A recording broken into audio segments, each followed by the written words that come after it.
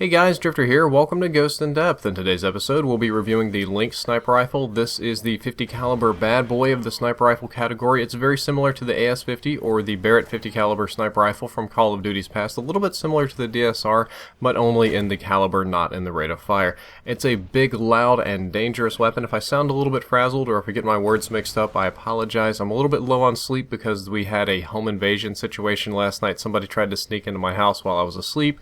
A little gunplay was involved, but we'll discuss that in a different commentary. For now, let's talk about the Lynx sniper rifle. The first thing that you'll want to know about the Lynx is how much damage it does, and like the other sniper rifles, it'll deal 98 damage flat. However, it has bonus body multipliers to move that damage up to just a little bit over 100 so you can one-shot kill people. Let me reintroduce you to the Bob triplets again, and you'll notice that these have the exact same multipliers as the L115, with normal being head, neck, chest, and lower body to groin. Chrome lined, if you put that on there, you pick up some arms, you pick up some legs, and some kind of unusual spots. And with the silencer, you get everything except for the lower belly. I have been told that these are no longer accurate. I pulled them from Marble Forest stat chart, and they line up with my gameplay experience. However, I've had people tell me they've tested and they've got different results on different systems, and all I can say is that these sniper rifles are constantly being patched. And if these aren't accurate, I apologize. This is the best data I have, and it is very representative of the weapon. It's designed to be a one-shot kill machine, and it has multipliers on the arms and on the legs and on the body and the chest, so you should not get very many hit markers with the exceptional arm or leg or foot or hand or something like that. The Lynx does a lot of damage, and it shoots very fast at 400 RPM. This is the fastest rate of fire of all of the sniper rifles in the entire game, tied only with the Maverick, and they do similar amounts of damage, but the Lynx is designed to just throw 50 caliber rounds downstream and land where they may. Time to kill would not be a very accurate measurement, more like damage per second, because it's just a pure damage pump of death. There are several balancing factors to this high rate of fire and high damage, the most important of which is the recoil. The recoil is extremely high. It has more recoil than perhaps any other weapon in the game. After your first shot, it's going to kick very hard up and to the right in my experience, and it actually has a very low center speed, so it comes back down to center very slowly. You will have to manually recenter this weapon if you intend to do any kind of rapid fire, and doing so greatly diminishes any kind of accuracy that you ever hope to have. I very rarely am able to follow up with a second shot and almost never a third shot, so the biggest and most important balancing factor here is the recoil. It's extremely high, and I cannot stress that enough. As far as the sniping component goes, it also has the highest idle sway in the game, meaning the sights bob left, right, up, down, and they are the least steady when you're holding your breath of anything in the entire game. It has the highest idle sway, so focus is going to be an absolutely crucial perk here unless you just like your sights wobbling all over the place.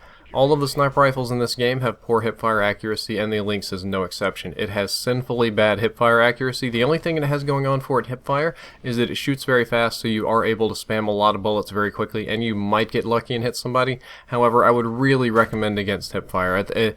In the time that it takes you to spam all 8 rounds and maybe hit somebody, you could probably just aim down sights on them anyway. Speaking of which, the aim down sights time is 0.5 seconds. That is the slowest ADS time in the game. I believe it's tied with the Maverick for slowest. They share a lot of stats.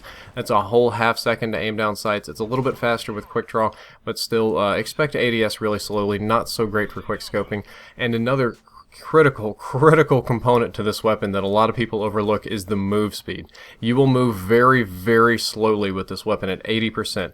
80% is the slowest move speed in the game. That's tied with the Panzerfaust and the Riot Shield and the minigun and these other super huge heavy weapons. So when you're running around with the Lynx, you're going to be at absolute minimum move speed. You are going to be a very, very slow moving target. We're going for broke with slowness today. It is also extremely slow to reload, with the entire empty reload taking over 5 seconds. The full reload, if you have one bullet already in the chamber, being about 4.5. And even if you reload cancel, either by sprinting or YYing, it's still 2.6 seconds, which is among the slowest reloading in the game outside of the light machine gun class. And this is an extremely slow reloading weapon. So when you do reload, make sure that you're in a safe location because it will take a long time. The Lynx does have a few more rounds than other sniper rifles in its mag. It's got an 8-round mag, and the extended mag is 12. Not particularly bad. I very rarely burn through all 8 of my magazine. I usually find myself reloading about 3 or 4 somewhere, and if you run extended mags on it, there's nothing wrong with that. Nothing wrong with having a 12-round magazine on a gun that takes so long to reload. When it comes to scopes, I very greatly prefer the variable or the thermal zoom. I think on this one I prefer the thermal a little bit over the variable, and both of the variable and the thermal reduce idle sway on the Lynx, which is not something that all the sniper rifles have, but on this gun in particular you have more idle sway with your default than you do with either of these two. And right now you're watching my ACOG gameplay. I very highly recommend that you avoid the ACOG. It aims down sights very slowly. The kick is very high. If you miss with your ACOG, you're just going to die. You don't get a second shot. They're just going to kill you. I had an absolute miserable experience playing with this. I could rock the ACOG on the Barrett 50 cal in previous games, or the AS50 or something like that, but I just cannot do it on the Lynx. The Lynx is too slow. It aims down sights too slow. Quick draw is not strong enough.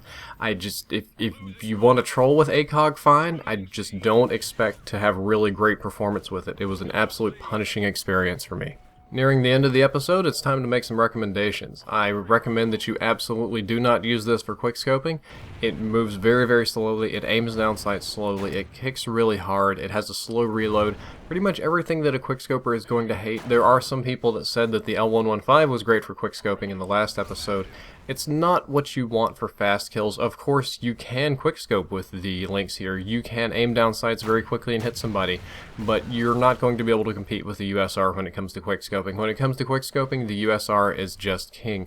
What this is good for is if you play it kind of like a somewhat nerfed Barrett from MW2, MW3. It was a role very similar to the L115, which we discussed earlier, an older grandpa sniper. But if you hate that slow rate of fire, if you hate working the bolt and just waiting to shoot again, if you prefer to spray a little bit with greatly decreased accuracy, it's a lot like the MW2, MW3 Barrett 50 cal. It kicks a little bit more, it shoots a little bit slower, and I believe your movement penalty might actually be a little bit more extreme, but it still plays similarly to that. It's the sniper rifle where if somebody surprises you, well, guess what? I can spam 850 caliber bullets in your face and one of them might hit you.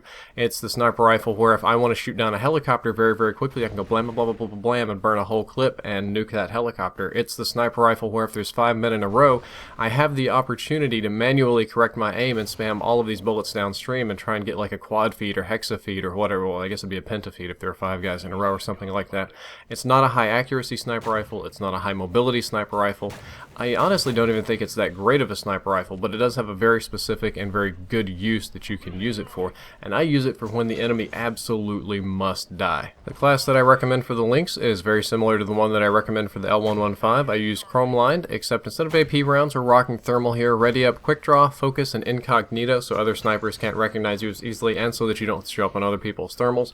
Pistol and stun grenade. One thing that you can do with this class, if you don't need the pistol or the stun grenade, you can chunk those and take lightweight. Lightweight will help you a lot. Or you could actually get rid of ready up and maybe take something like Stalker if you wanted to try ACOG. But I think this class, or maybe this class with lightweight, would be the best way to go with using the Lynx. Well guys, that's all for this episode. I hope that you enjoyed it, and I hope that you learned something useful. If you'd like to check out the previous episode, which is on the riot shield, you can click the box on the left. That'll open a new window. The next episode is going to be on the bulldog, and I will try very hard not to call it the bulldog, I promise. If you'd like to check out my sponsors, I have Elgato and Brass Monkey's Ultimate Utility app in the description, along with Scuf Gaming, who launched their Scuf 1 recently. If you enjoyed everything, don't forget to like, favorite, and subscribe. Drifter out.